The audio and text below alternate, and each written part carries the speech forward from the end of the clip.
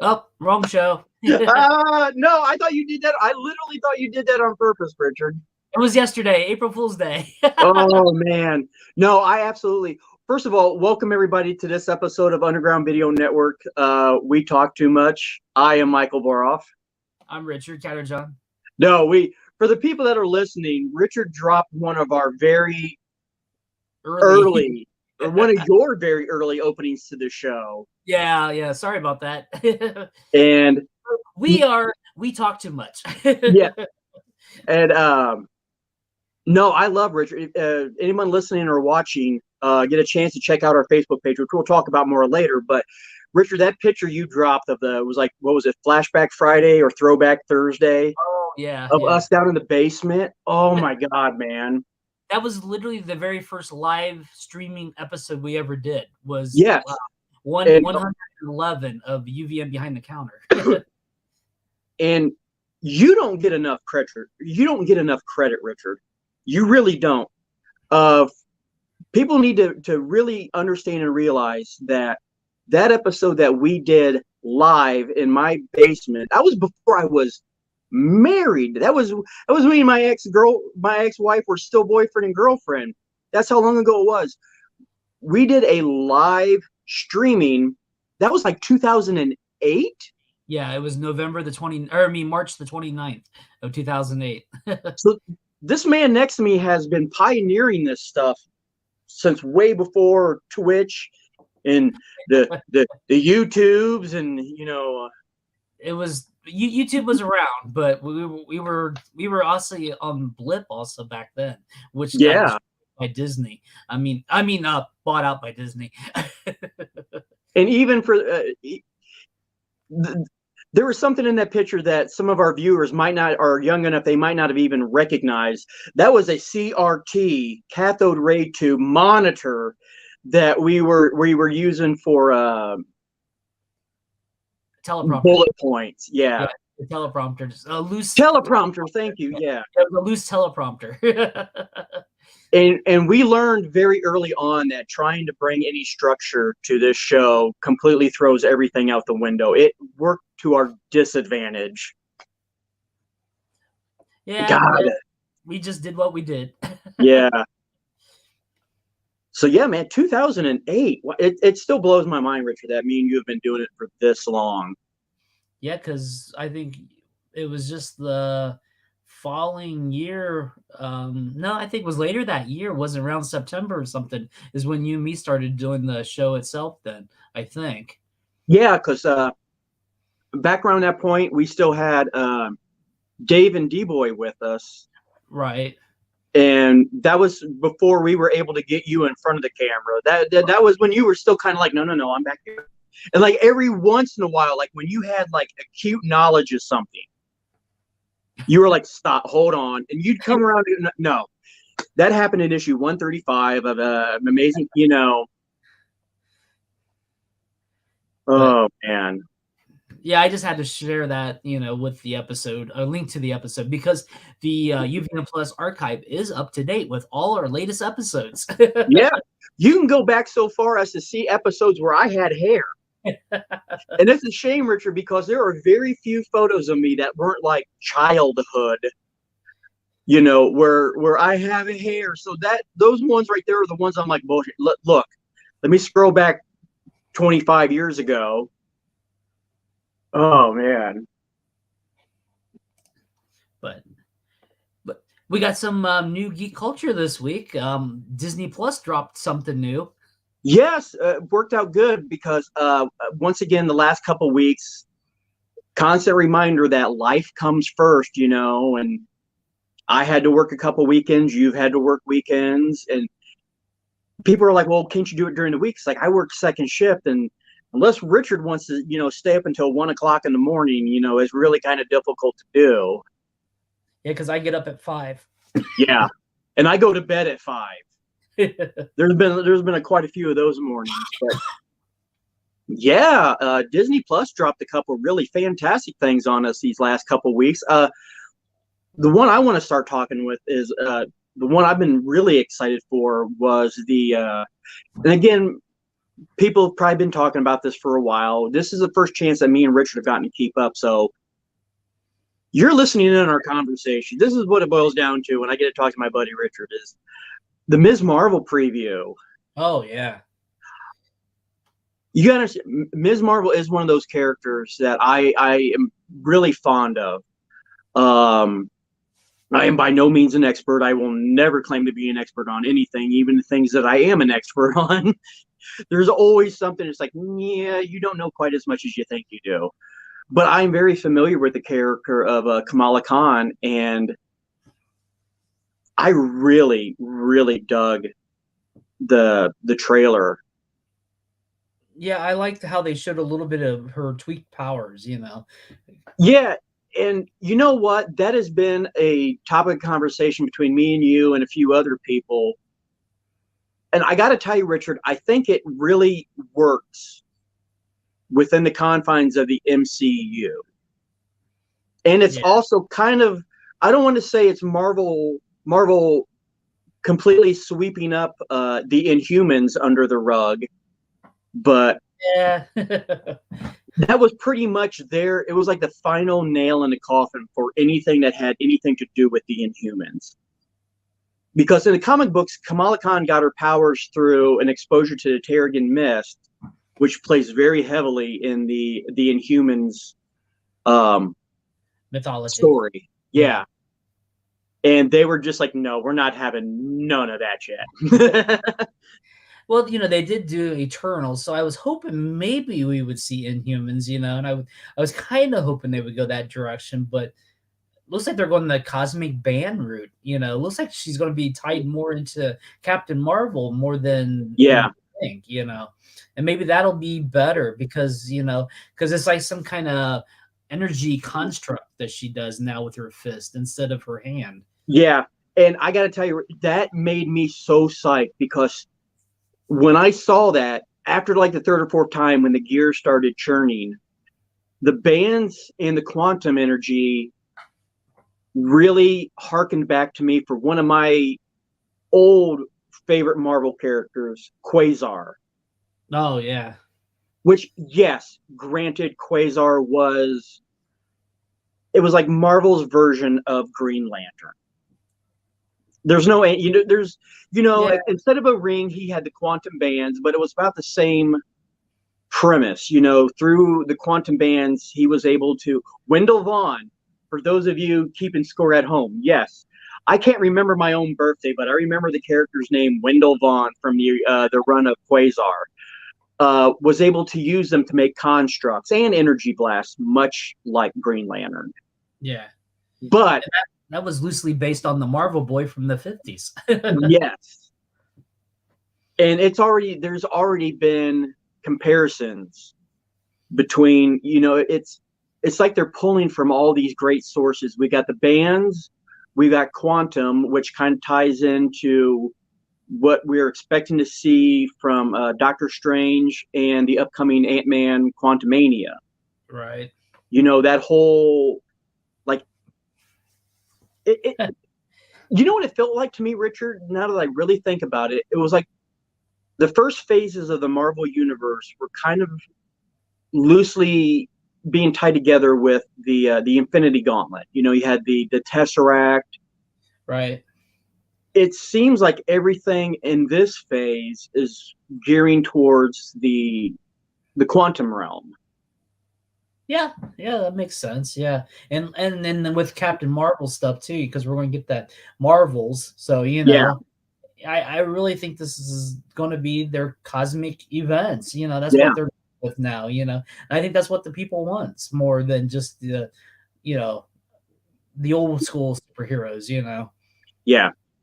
But the preview looked great. The actress that's playing Kamala Khan is one of those casting choices where it was just like mwah, chef's kiss. I'm like, you nailed the casting down on her.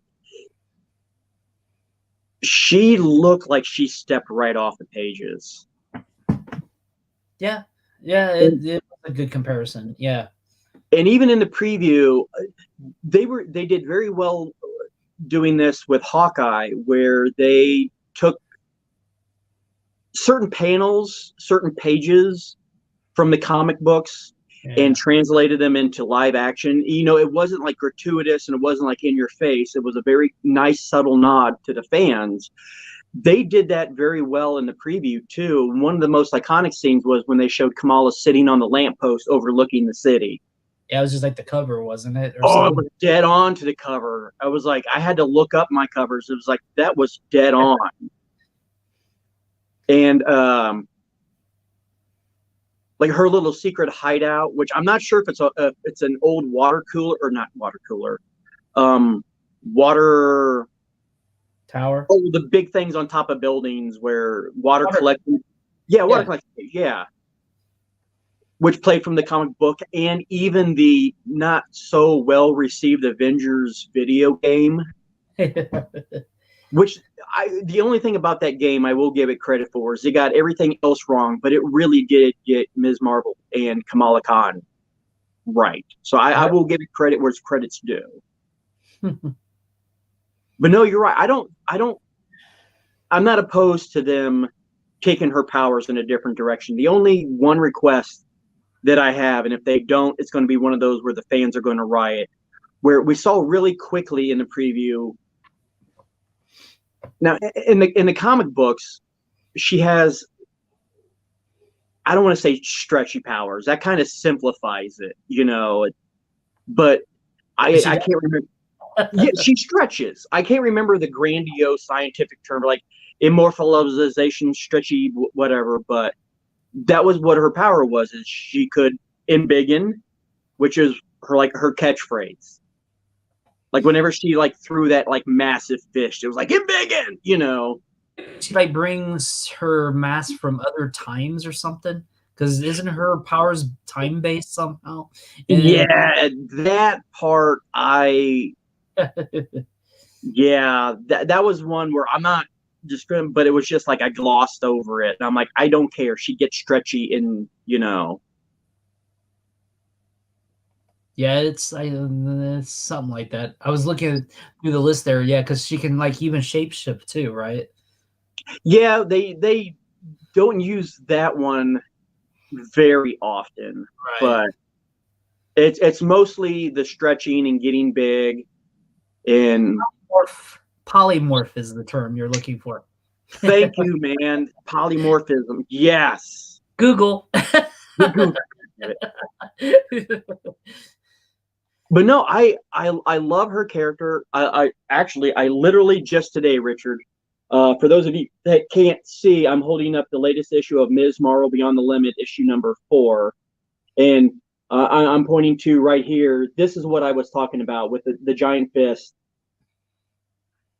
and I literally just picked it up today. Can't wait to sit down and read it because I really do like that character. I loved Outlaws. That was such a great collaboration book with her, Riri Williams, Amadeus Chow, Miles Morales was a part of the team for a while. Even teenage Scott Summers from the past. Oh yeah, that's right. He was, yeah. You know what? That was the first time, like ever, I didn't hate young teenage Scott Summers. I was like, God, oh. But yeah, I'm very hopeful from seeing that preview. It just looked fantastic. It looks like they dealt with her just being an utter geek girl. You know, where they show her with the homemade Captain Marvel helmet and everything about her culture. They're going deep into her life, which hopefully means, you know, it's going to be a very well fleshed out character, and I'm super excited for it. And we only have a few months. It's June the 8th is when it comes out, so. Yeah. And speaking of other trailers, we got to see a preview of Obi-Wan. Yes, we did. Oh man. I am just, And yeah. folks, it's coming out on the release date of Star Yeah. Wars. You know, So, I mean, you and me talked a little bit, but they released that other trailer since we've been since we've done a stream. So, we haven't really talked about it. So, Yeah, I think that whole series is going to be interesting to see what they do. The tie from episode 3 to episode 4. I think this will be what really ties things together for hopefully everybody. yeah, and just oh man, just seeing Ewan McGregor step out once again. Dear God, that may oh my again. He was honestly he was the only thing for me personally. Again, the thoughts and opinions expressed by Michael Barth are not necessarily those of Underground Video Network. I need to make that little spoiler thing. He was the only bearable parts to the prequels for me. I really, I was, it was just like, oh, Obi-Wan, Obi-Wan, oh, Obi-Wan. But no, I think especially now that he's the same age as Alec Guinness, I think this is really cool. This is like the Dude, isn't that mind-blowing? That is mind-blowing. And living on Tatooine must be really harsh, I because know. he's showing his age. I know, man. We've We've been talked making about that for years, we've been making that joke for years, man. It's like those dual sons are really doing a number on him. And you got all the other crap that's going on Tatooine too, so you can see how bad it is there. Yeah. But, you look over at Boba Fett and Mandalorian and stuff. I would just love to see. I know the time frame is completely off, but I would like a flashback or something scene where, like, a hooded Obi-Wan is like in Mos Eisley shopping, or just whatever, and like something happens. He's like, "Nope, I'm not. Nope, nope." I did like the little bit where they saw the young Luke Skywalker, acting like he's pod racing or whatever. There, Yes. And again, that was some good casting. It was like, did they find an infant relative of Mark Hamill and cast him? And like, I know that, yeah. Oh, yeah. I was just gonna say, this is my great nephew, Ben. Yeah. But yeah, I think it's going to be fun to watch, and that comes up next, well, not next, but we got something else going on right now. Yes. Great. Yeah, bravo segue, good sir. As of me and you getting together, the first episode of Moon Knight just dropped a couple nights ago. Wednesday, yeah. Yeah. And I got to tell you, Richard, Moon Knight is one of those characters I know of, but I will admit I am not familiar with. Right. But I got to tell you, going into this, I was completely blown away.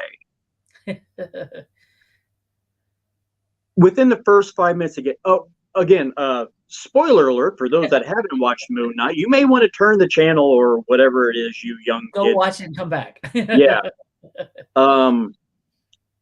Dude, within the first 5 minutes, when they showed Ethan Hawke's character, with the ceremonial glass and doing this, I'm like, okay, Then when he put the shards of glass in his shoes and then slipped them on, that was the exact moment I went, oh, this is not what we're used to. This is not going to be, your cookie cutter Marvel show. Well, Disney Plus has upgraded now so it's got the parental guides now or whatever. Because I know I upgraded mine so I could watch everything. Yeah, and let's be honest. Like I said, I don't know much about Moon Knight. A lot of the stuff that I know about Moon Knight was like through tie-in issues of other books, but I know enough about him. The background of the character, but I also know that he is a dark character. Yeah.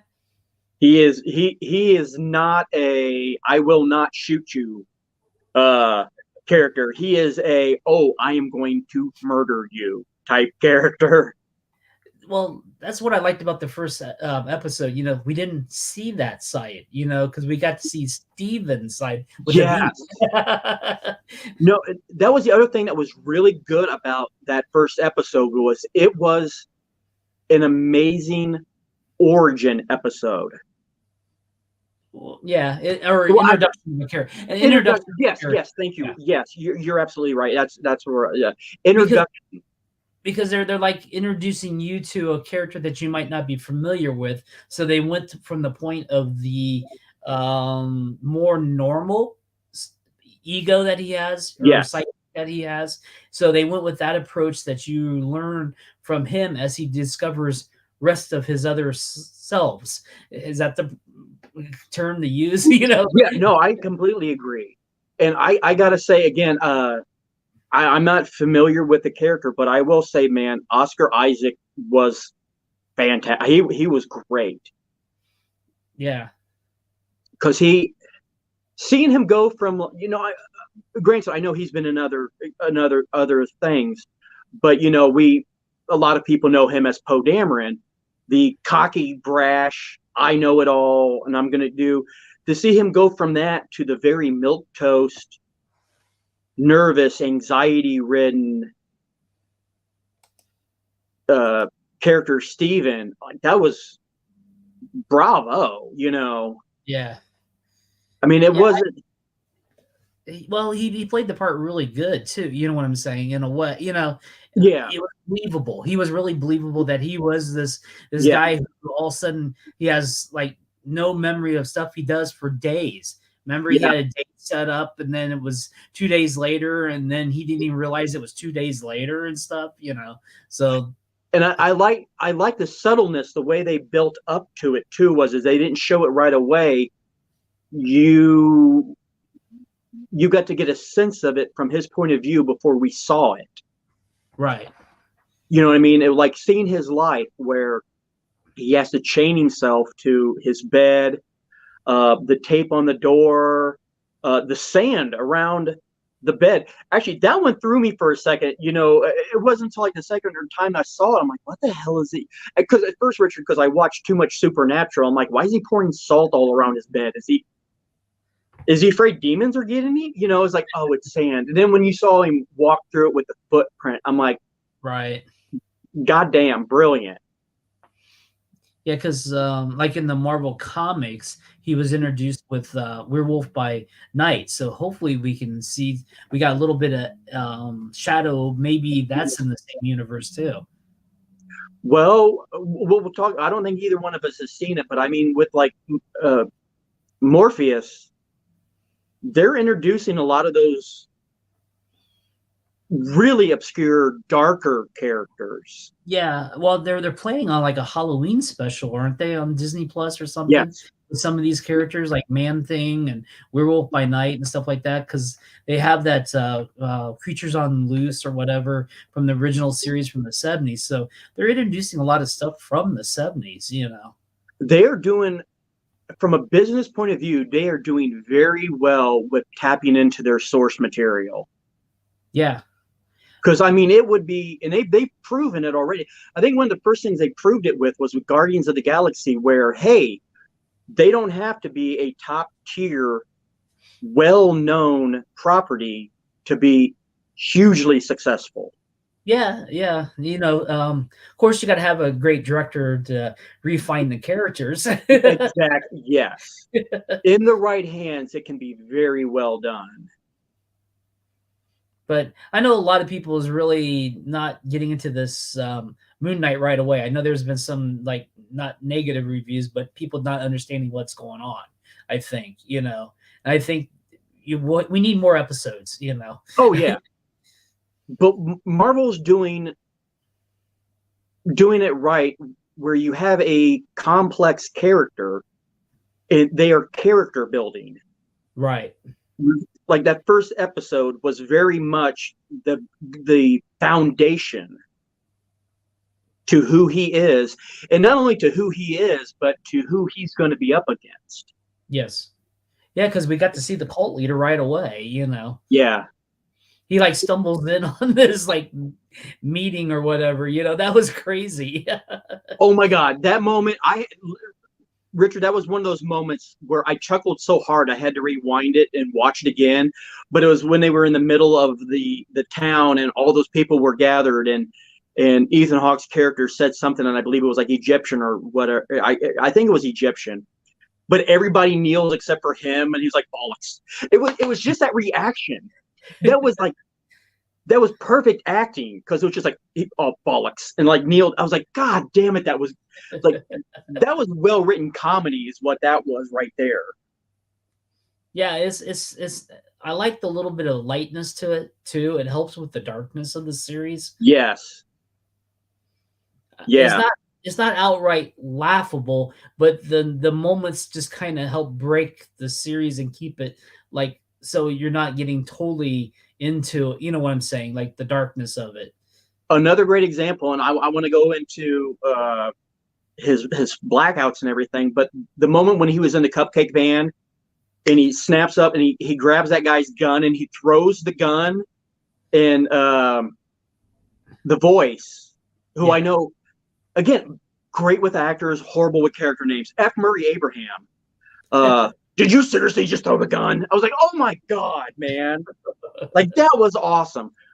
But that was something else, Richard, that I really like the style that they're doing is when Steven blacks out and becomes the Mark Spector character, we don't see it. Right. We are riding along with Steven. Correct. And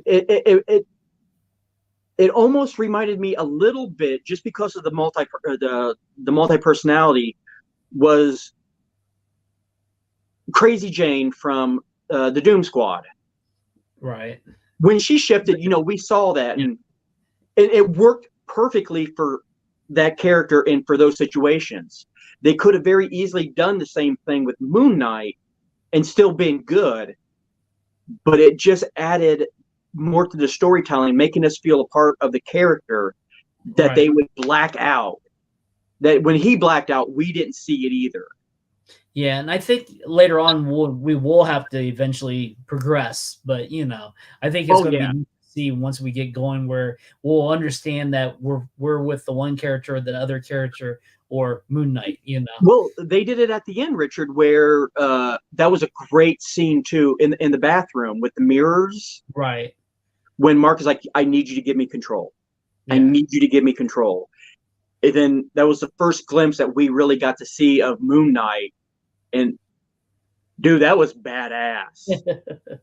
I'm not going to lie, Richard. My first thought was after seeing that. I mean, I've seen promotional stills. After that scene, I was just like, I wonder when Pro Cosplay is going to have that costume. Because, I've said it before, Richard, being a balded beard man, I love the cosplay, but I'll throw a mask on and not have to worry about it. I was like, kind of digging that suit, bro. Just go to an ambulance nearby and just get some gauze and wrap yourself up. Oh, Yeah. Moon wait, Knight on I've the done cheap. that once. Yeah. I actually did that for Halloween once. Um, I was actually in band, if you can imagine that, back in middle school, right? Oh my And God. we was doing the Halloween parade. I don't think I've ever told you this, but we did the Halloween parade, and a friend of mine, I didn't know what to dress up, so I just took some bandies and wrapped myself up, and I I was love playing it. the clarinet. And we went by, and a friend of mine, she and me walked by the ambulance that was in like the parade, and the Uh guys go, "Oh man, do you need help?" huh. They were joking with me. That's awesome. That's I brilliant. wasn't quite a mummy, but I was an injured person with my arm all wrapped up and Yeah. some of my head wrapped up and stuff. Hey, a well placed bandage makes a great costume, because speaking of bandage, when we did the years ago, when we did the were we doing the zombie walk in Delphus, and they did the zombie prom. Oh yeah, I didn't have time to put together a proper zombie makeup. So right. all I did was I took a bandage and I used I think it was like either food color, I might have been using ketchup, but I made it look like a bite mark that was covered by a bandage. And that was, you know what I mean? It was just that simple 2-second little bandage. And it was like, I'm not saying I stole the show, but people are like, what are you? You're that guy. Yeah, I remember that day. That's when I blew my tire going over there. Oh, I remember. I Yeah, broke down alongside the road and had to wait an hour and a half for a tow truck I remember that night. because I Yeah. couldn't get the lugs off the stupid thing. Because the patrolman and me, also both of us tried and we couldn't get them off. We just couldn't get them off, so I had to get a tow truck to come to do it with one of those portable air jack things. Oh yeah.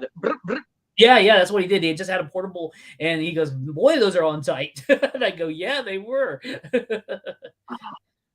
But yeah, a well placed bandage. There you Yeah. go. Uh, but no, going back to the character, I mean, he did phenomenal. Oh, one little thing I thought was absolutely brilliant because I really like Oscar Isaac was as I was watching an interview with him, and again, I really respect him as an actor, but when I found this out, I thought it was brilliant. The idea of making him British was his idea. Like he was written as an American in London, Right. but it was his idea to throw the accent. Okay. And evidently, the writers and directors loved it so much because then they added the part like later when he's on the phone, the burner phone, and she's like, "What's with the stupid accent?"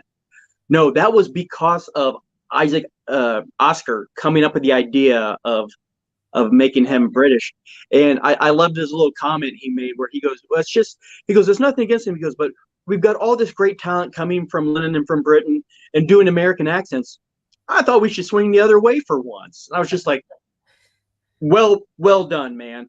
But I think it added even more to it because it's not even just like when his personalities change, it's not just, Oh yeah. you know what I mean? It adds to the change. Again, much like with Crazy Jane, just the whole accent and personality and mannerisms. It was a nice little touch that he threw in to really solidify the difference between the personalities. Yeah, because he was more like a mild mannered style guy that worked in a gift shop and stuff like that, And then he's Yeah, this other, but in other form, he's actually a mercenary. So it's yeah, and what I liked was I like it in being in London compared to New York. The comic books took place in New York, so it was kind of different setting and everything. And we don't really get to see much of London or England in the MCU, except for like yeah, when Falcon and Bucky went through Europe there. And that's about the only time we had. So yeah. It was a very nice reminder that hey, there's more than New York in the MCU. right. Shit. Yeah, it is. It just seemed like the first phases were all taking place in New York, because we had the Yeah, big battle for New York and all the other stuff. So yeah. Um, but no, I like the way they established his character. Um, Having an immense knowledge of Egyptian culture and Egyptian history. Hopefully we find out that was one of the driving forces behind him becoming Moon Knight. So if yeah, it was if he was chosen for that knowledge, you know what I mean? yeah. I don't remember the full comic origin myself. I remember when he was introduced and like he was with the Defenders for a little bit and stuff like Yeah, that. That's how I got more introduction and the crossovers and Werewolf by Night. Because I did read some of those episodes and stuff or issues, and stuff like that. So it almost kind of feels like the spirit of I'm gonna butcher the name, but Kanush, uh, the oh the actual spirit of Moon Knight. yeah, yeah. Yeah, I don't remember offhand. But it might have been like that was the reason why they chose. Like maybe we'll find out because I think in the comic books it was more or less kind of like he found like these objects or items, that inued him with the spirit of Moon Knight. But I think this one's going to be more like maybe he was chosen. You know, Here we Right. have this milk toast guy who nobody's going to suspect. his brain has an immense amount of knowledge of the Egyptian culture. We're going to hijack this guy. Yeah. Well, when he first was introduced, I don't even think he was like the Egyptian guy. I think he was more the mercenary because he was hired to get werewolf, a man wolf, or Yeah. not werewolf by night, Jack. Oh, what's Werewolf by Night's last name? That character, and that's what he was done is hire that. That's how it originally started in mid 70s. And then when he got his own series or I think it was like a mini series because back then they always had like the 3 or 4 part mini series. I think that's when they started diving into his origin and stuff where he got the split personality more and all that Yeah. stuff. Yeah. And that was one of the main things that I knew about the character going into it, because not even memes, but because of like shared panels and everything. Whereas like if I remember one, it was like him and the Punisher, and Frank was like, "Hey, so batshit crazy," and he's like, "Yeah, so are you too?" That was one of the things that was most well known about the character was the split personalities, and you didn't just have an alter ego, you had an alter in some cases ego. Yeah, like the I read the quick origin. I guess he was left for dead out in the desert, and the spirit found him. That's how it was in the comic book. So that kind of makes sense. So maybe we'll get a little bit of that in the MCU version too. And the other, again, one episode in, and it's not quite at Wanda level theories, but one of the theories that I have, Richard, is that Steven is not the dominant personality. I think it's Mark, and he created maybe somehow Steven to lay low. Yeah, I think that's the sort of how the original origin was because he was the mercenary who got abandoned out in the desert and then was found, and then he got split. So. Because one of the things that I'm theory alert is like when he's on the phone with his mom, he's never actually on the phone with his mother. He's always leaving her voicemails. Right. I'm betting you anything, Rich. I'm calling it right now. I don't think the mom exists. And I'm thinking that the whole mom thing was created by Mark to give him, I'm not saying somebody to talk to, but Yeah. like an outlet. And then there's like a reference to the street artist, the golden guy or the mime, Yeah. Technically the name that he was given was the name of a street person in New York, the character in the Moon Knight comics, and he's got the same name. So he'll probably be somebody that helps him in the long run. I do remember that one. Yeah, that character was like one of his, it was like a homeless informant that Yes. he, because the idea was that he can move anywhere and never be seen and nobody pays attention to him. And he was, yeah. Yeah. And then he has Frenchie that helps him out too. So hopefully you get that introduction and stuff too. Yeah. Because that was one of those characters where you go back and you look up and it's like, I don't want to try to sound like a teenager, but it was one of those cringe moments where you're just like, ooh, couldn't get away with that nowadays. It's like, oh, muscles, it was like, yeah. But no, I think it's going to be solid. I know a lot of people are cringing right now, but I think it's going to be okay. I do too.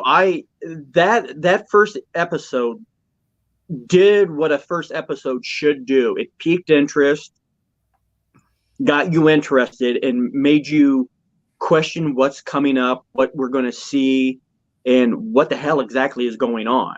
Yeah, and I think what was really nice too was Disney Plus moved all the Netflix series over to Disney Plus right before this. Yes.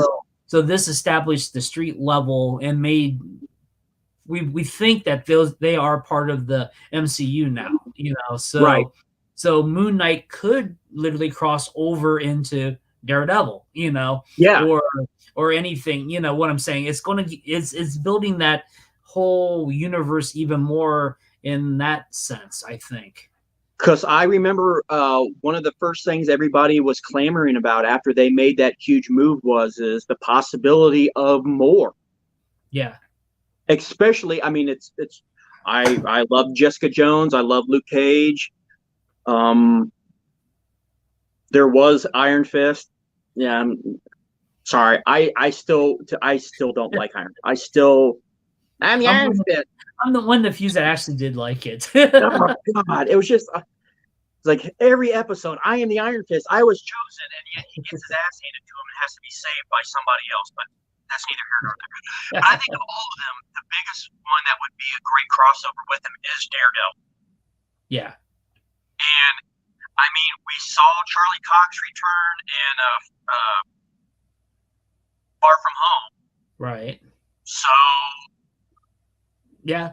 you know, And Hawkeye even set up the groundworks for a lot of this too, because with Kingpin and stuff. Yeah, so it's all going to it's all going to tie together because I know they're going to make it all work that way because that's what they got to. They might have to tweak or retrofit or whatever you want to call it to make it more plausible now that it's on Disney Plus, but right. it's one of the things, and I think it's all going to work in the long run. But I think it was very good of Disney to do that. And it was very smart the way they did it too. It's like, look, we have this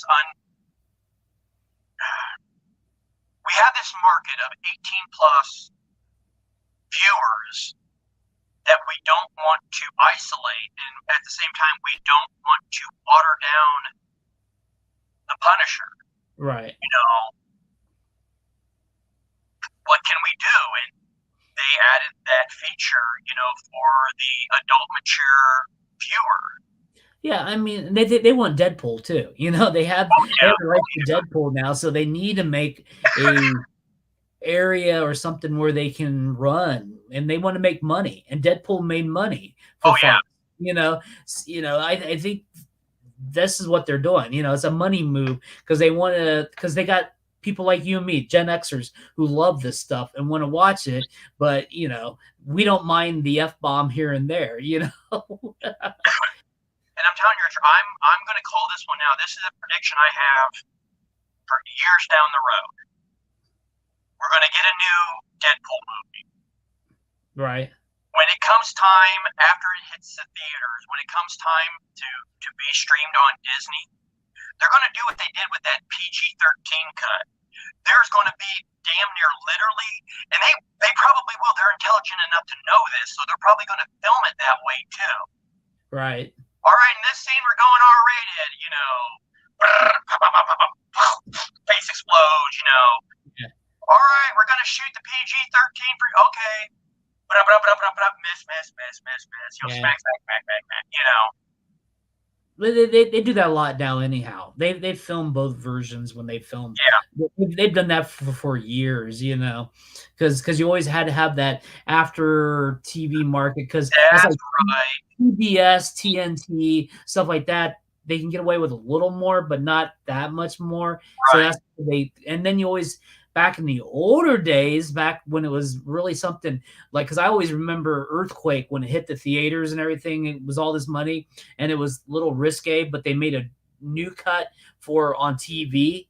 So it didn't have that, and then plus look at the Supermans, how many different versions of Superman was there because of the ABC cut and all that stuff, because they had to refit it to the time frame for TV and stuff because it was long and stuff like that. So they've been doing that for years, and what I'm seeing, what I think is going to happen is just like what's going over on like Paramount Plus now, they're adding Showtime stuff into that, and they're going to make it more like HBO Max, and HBO Max is going to incorporate Discovery Plus, everything's growing because they're buying all these stuff.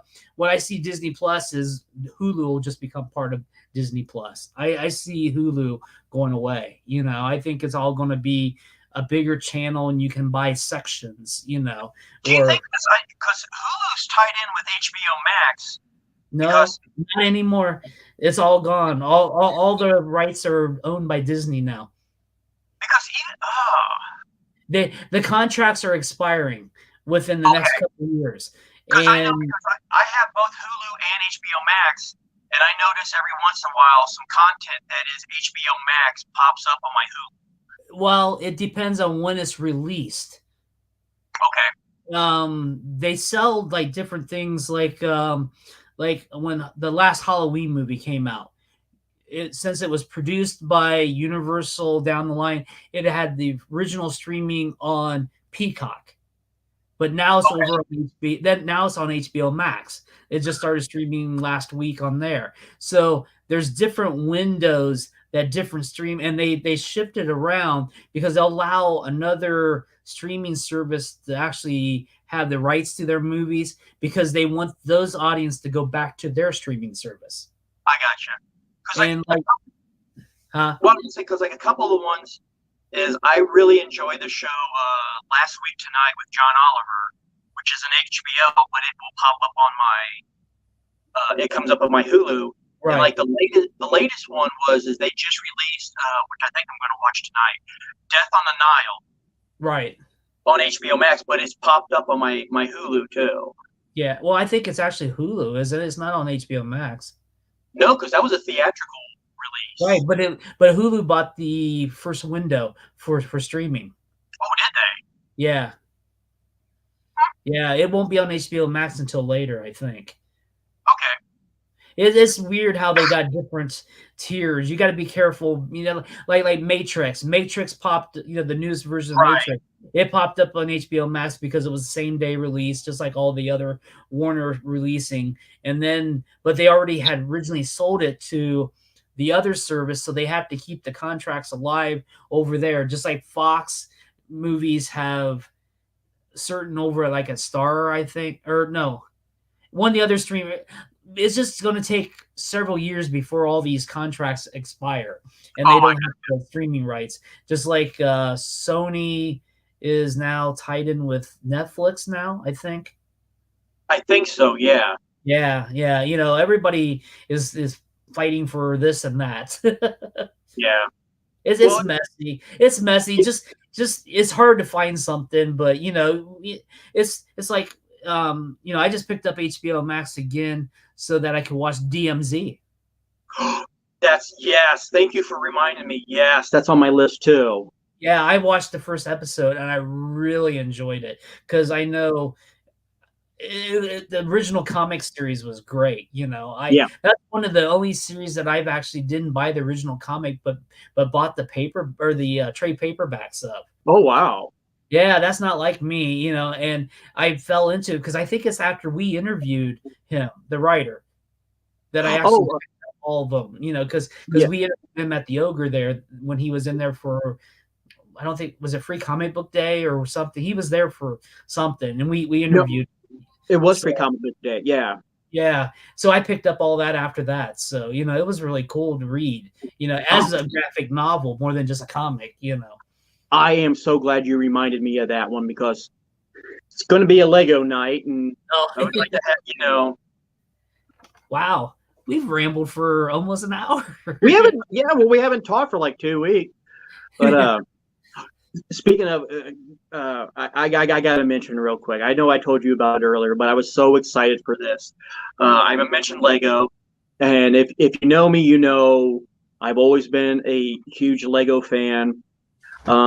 Actually, Richard, you know what's really weird? Now that I really think about it, Richard, I grew up building Lego.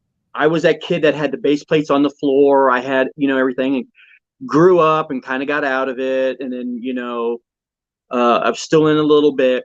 I remember this, Richard. It was me, you, and Peanut. We were at that con in that high school gymnasium. That was fun. Yes, Stebbins Con. Yes. Yeah. I attribute this, Richard. That was when I got back into it because that was when I first found the first run of the Back to the Future Lego DeLorean, and I was Yeah, like, "You were there, yeah?" Because yeah, I remember. because you almost bought the Millennium Falcon, Yep. but you went with the DeLorean instead. And after that, it was like the rekindling. The fire had been relit. But Lego announced some time ago that one of the newer big sets coming out was going to be the massive scale Back to the Future DeLorean, along the same lines of the Ectomobile, which I've showed you and I've showed everybody watching before. It was the Ectomobile from Afterlife. So it's going to be massive, and it was released at midnight on April 1st, which, as of recording this, was just yesterday, and I got paid that day. So it was literally, Richard, it was like at midnight, and I was hitting that refresh button. It's like, okay, wait a minute, time out. I got to make sure that the paycheck drops before. I was like, all right, wait a minute, who's going to go first? But I picked it up, Richard. I ordered the DeLorean last night, and it's massive, and it's so big that they're even you can do the different versions of it. It's got the plutonium tank and the rod and the plutonium jar from the first DeLorean, then with Mr. Fusion, then with the hover wheels, and then the Back to the Future 3 railroad track stuff on the front. So yeah, I picked that up last night. I just remembered that. Well, that's cool. Oh, I'm sure, Richard, once I get it built, I'm going to be showing everybody here. But no, that's like one of my things is, it's like I always like to have something on while I'm building, and I bought a light kit for one of the previous sets that I bought, and I'm going to be putting that together. And I've got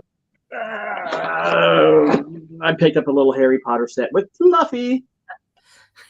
So I was like, I'm getting ready to sit down in a little bit, set the table up, and I like to have something on. And I'm glad you reminded me about DMZ. That was what was going to be on when I build. So thank you for reminding me of that.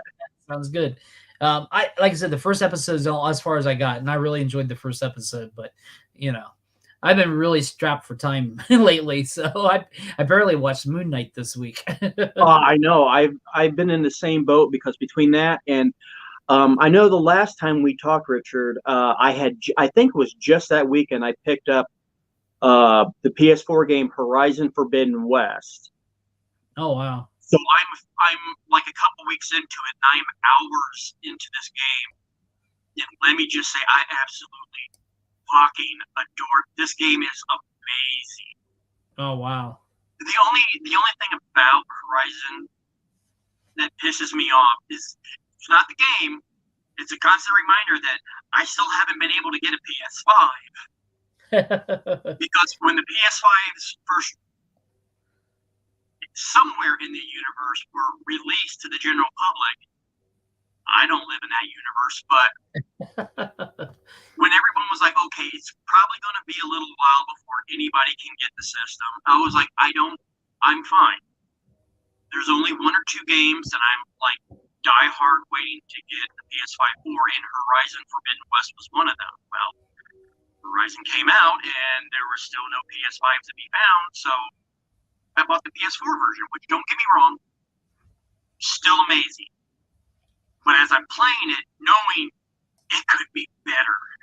Because I'm playing it and the graphics, even on the PS4, are astounding. But I just know it could be better. God damn it. But yeah, no, oh my God, it's amazing. And I'm finally getting into some of the areas in the West where I just crossed over into Las Vegas. Oh wow! And it's just completely sand covered. I mean, it's like hundreds of years in the future, so it's like a post-apocalyptic version of the future Las Vegas. And actually, just last night, I came upon these ruins. I didn't know what the ruins were yet, but there was explorers, delvers that were already exploring it. And the guy was talking about these ornaments that when you activated them, they gave this brilliant light show and told stories about casinos and hitting the jackpot. hot. And there were women that were beautiful, but I'm like, oh my God, he just found a bunch of advertisements and they're seeing them as, you know, these great historical documents. It was like,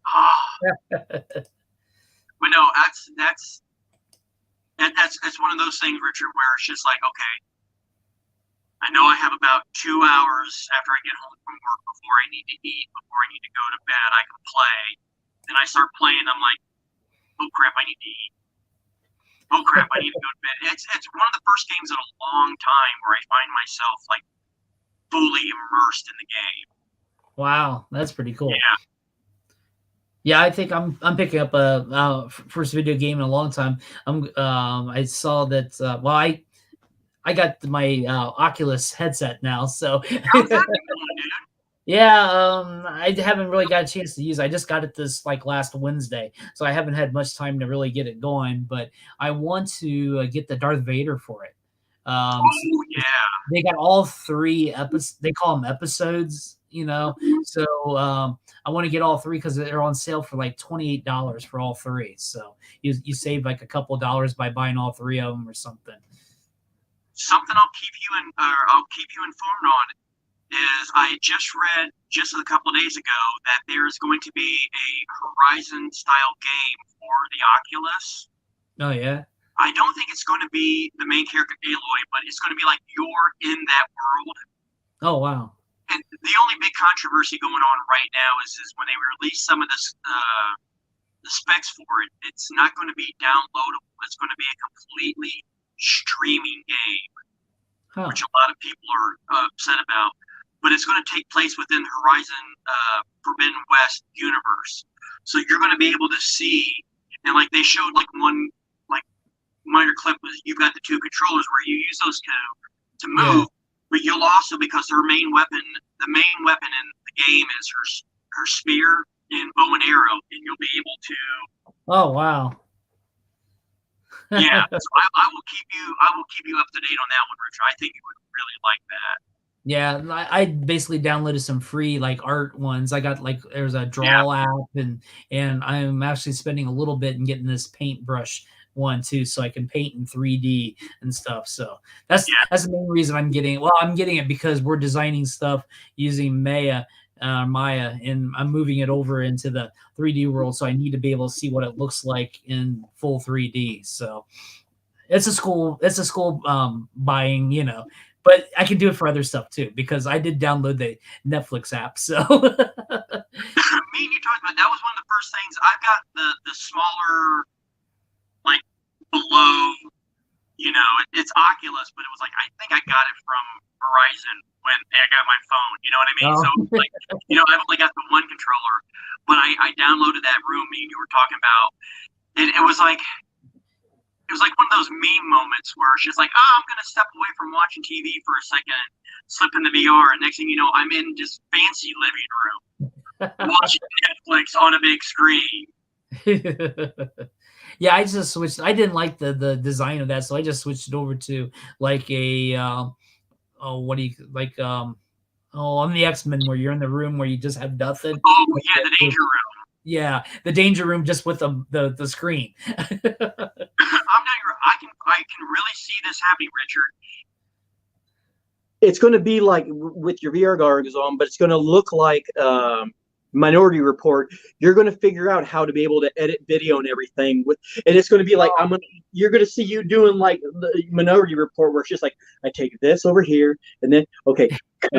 I think it's going to be just. Because even that art stuff, you got like a virtual pad, and you get your tools, and that's how you paint and stuff. So you know, or at least draw in the drawing one that I got. So it is pretty cool, you know. And I'll make sure, Richard, we'll talk about this more after we stop recording. If you're going to talk about VR, Richard, there's a certain genre of media, we'll say that the future's here. Real quick, I know we're wrapping up, but one of the sites I absolutely love and I follow is called Viva La Dirt, and they did this great April Fool's Day thing, but they made this fake commercial for an interactive haptic suit, much like the one in Ready Player One.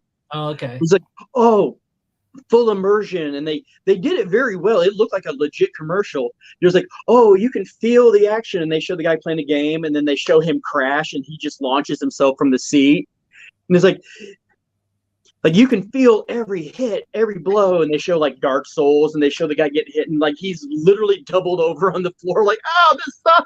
And he's trying to get it off, but he dropped the controller. He can't get the controller to shut the game off, and the guy's just wailing on him. I thought that was hilarious.